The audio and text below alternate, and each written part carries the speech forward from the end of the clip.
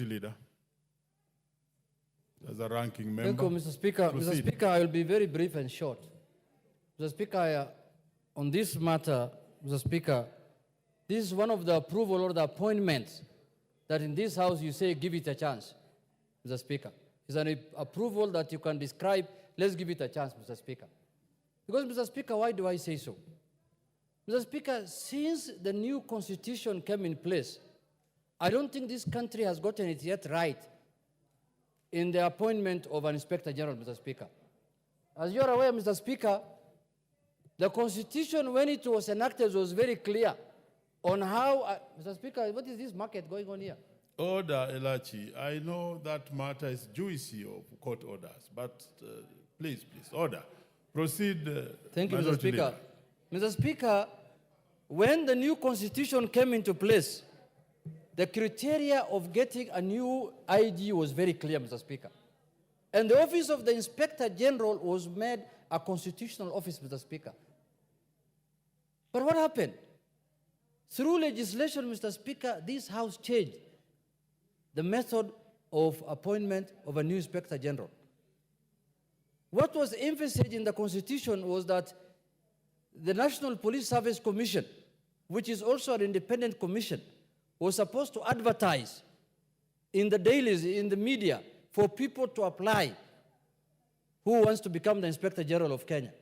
Then after that, the National Police Service Commission was supposed to shortlist and come up with a few number that they can interview and then recommend names to the President, Mr. Speaker.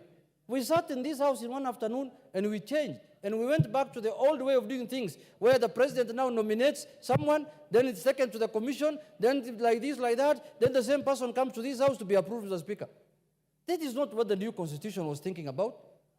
Then we went down even to the deputy DIGs, who are not even vetted by anybody, who are appointed directly by the President, Mr. Speaker.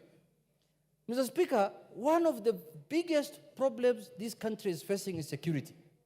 And if we don't get it right, we shall continue having problems day in, day out, Mr. Speaker, and that is why investment will be a problem, because there is no investment without security. We want to have, with this, the new constitution changed our police force to a police service, Mr. Speaker. And there was a reason why that was done. Because people wanted an institution that provides services, not an institution that overlords on them, Mr. Speaker. Every year, every government that comes into place, Mr. Speaker, talks about police reforms, but nothing happens. It's just the word. It's just the statement. It ends there. We are going to reform the police. We are going to have a responsive police. We are going to have, when you see our policemen in this era, in this time, Mr. Speaker, carrying rungus in town, Mr. Speaker, it's shame. Very shame. They are carrying rungus to beat up citizens, Mr. Speaker. Well, how can that happen, Mr. Speaker, in this era of today? My last thing is, Mr. Speaker, the new police Inspector General must come and address the welfare of the police service, the policemen of this country, Mr. Speaker. The kind of places our policemen stay and live with their families, Mr. Speaker, no one can accept to live in that situation who is a member of this House, Mr. Speaker. That issue must be addressed conclusively if the new Inspector General is to leave any legacy, Mr. Speaker. And I want to warn him there, from the floor of this House, if he is going into that office to be used politically so that he can fight certain political groupings, like the way they fought Azimio when we were doing Mandamano, Mr. Speaker, then he is going for the wrong job. Even though now they are calling it broad-based, we want everybody who is not in broad-based or who is in broad-based or who is in broad-nusu, you should make sure that the citizens' rights are upheld, Mr. Speaker. And they are the law enforcers. It is the police that enforces the law, Mr. Speaker. They must enforce the law impartially. If they are going to side, if the Inspector General will be used to do certain sectarian orders, Mr. Speaker, we are going to take action against him in this House.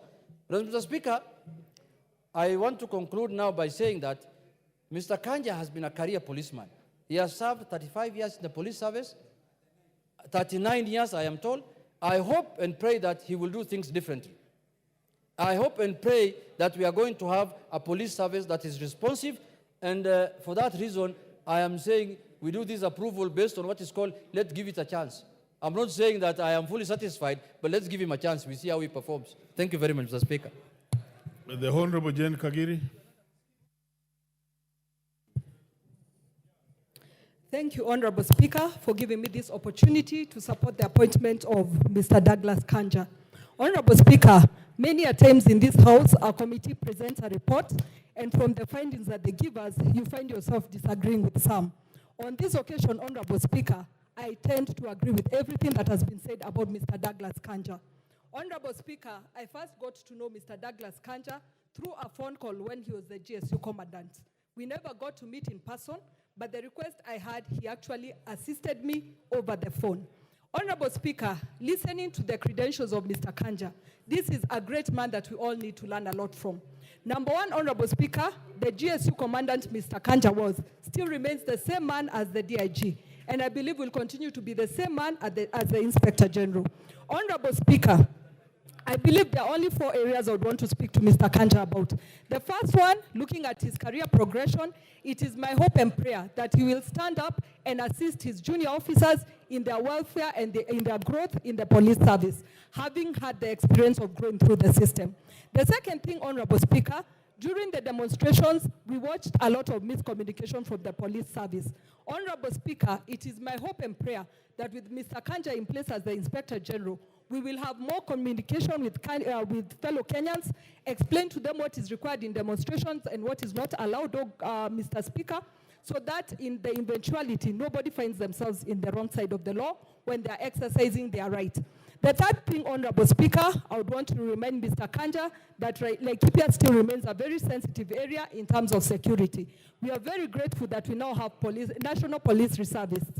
It is my hope and prayer again that he'll remember these young men and women who spend their nights protecting others and ensure that they get their medical cover as well as they get improved allowances, Honorable Speaker. Finally, Honorable Speaker, I would want to speak on the final thing, Honorable Speaker, I would actually want to say is with the great personality Mr. Kanja has, we hope he's going to have good collaboration with other agencies. And other agencies, I mean the IPOA, the Independent Police Oversight Authority. An authority that believes it is okay for a police officer to be injured, but it's not okay for the police officer to protect themselves.